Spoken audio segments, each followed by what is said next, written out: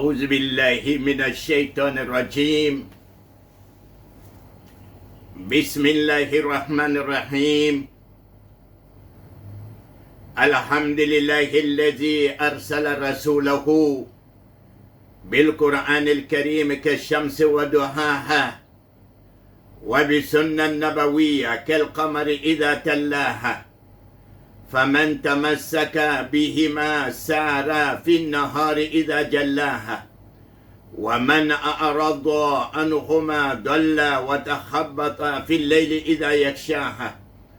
أحمده سبحانه ثم أصلي وأسلم صلاة وتسليما يليقان بمقام أمير الأنبياء وإمام المرسلين محمد بن عبد الله المصطفى صلوات الله وسلامه عليه وعلى آله وصحابته وكل من اختفى آثارهم إلى يوم الحق. Chers frères et sœurs, très chère maman, très cher papa et très chers amis en islam, assalamu alaikum wa rahmatullahi ta'ala wa barakatuh.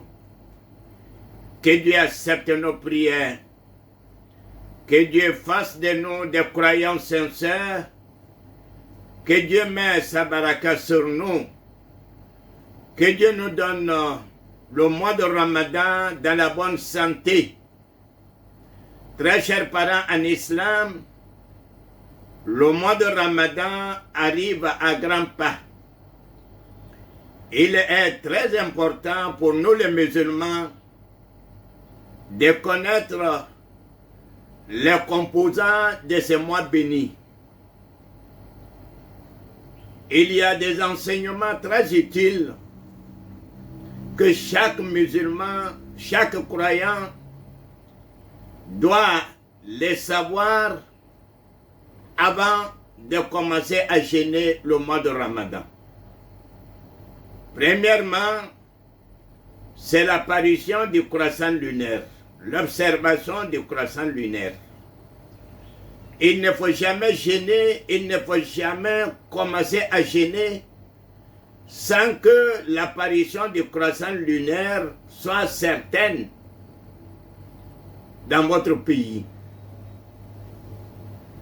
Ne dites pas que le croissant lunaire a été observé en Arabie Saoudite, que nous allons commencer à jeûner. Non. Leur observation et nos observations ne sont pas les mêmes. À défaut, il faut compléter le nombre de jours du mois de Sha'ban à 30 jours.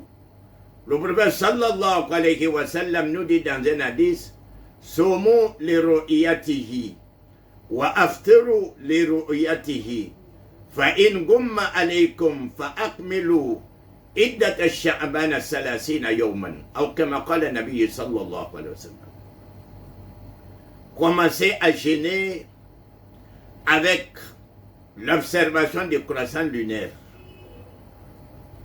Arrêtez à jeûner pour la fête avec l'observation du croissant lunaire.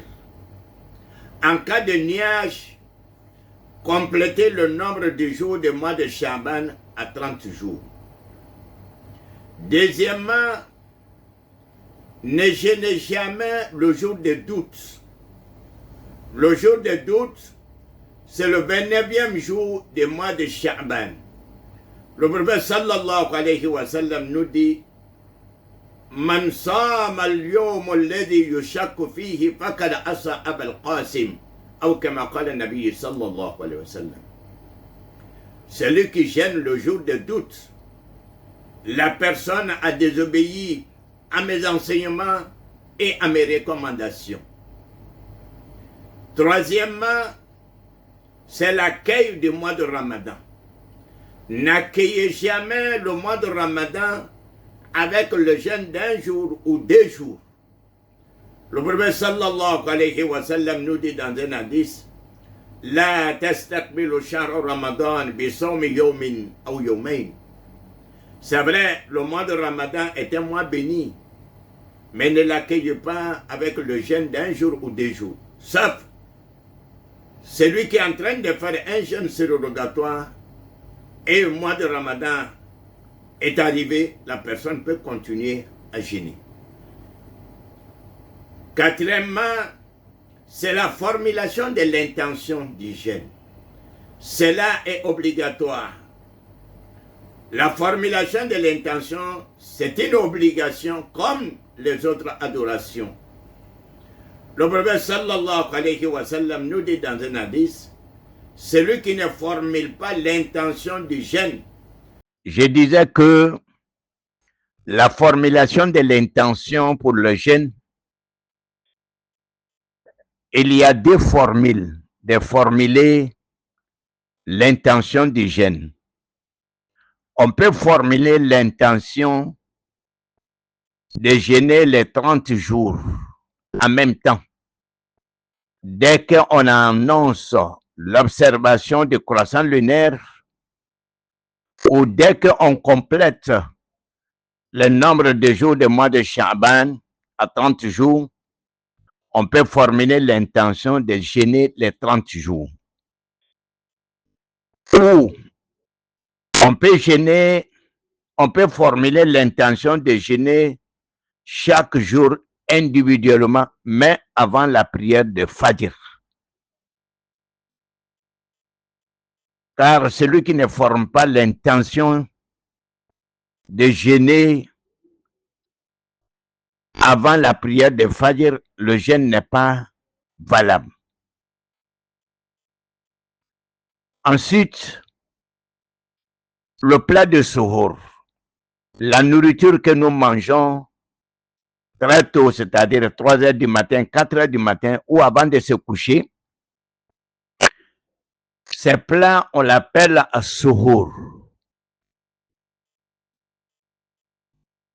Ces plats est une recommandation du prophète Mohammed sallallahu alayhi wa sallam, car il nous dit dans un hadith, Allah subhanahu wa ta'ala et les anges prient pour ceux qui mangent ces plats. Il nous dit dans un autre hadith, ne laissez jamais cette nourriture. Même s'il s'agit de boire un verre d'eau, il faut le faire comme suhoor. Et dernièrement, c'est la rupture. Il est recommandé aux fidèles musulmans, il est recommandé aux jeûneurs de rompre le jeûne à temps. Dès qu'il est l'heure de la prière de Maghrib, dès que le muezzin fait l'appel à la prière, il faut rompre le jeûne. Le prophète sallallahu alayhi wa sallam nous dit dans un hadith, il dit, mes compagnons, mes fidèles seront toujours dans la joie, dans la gaieté, dans le bonheur, tant qu'ils vont rompre le jeûne à l'heure précise. Donc, chers parents en islam, nous sommes à votre disposition. Si vous avez des préoccupations, si vous avez des inquiétudes concernant le jeûne ou concernant d'autres piliers de l'islam, nous sommes prêts pour vous. Vous pouvez me joindre sur mon WhatsApp 07 79 66 54 55. Wassalamu alaikum wa rahmatullahi ta'ala wa barakatuh.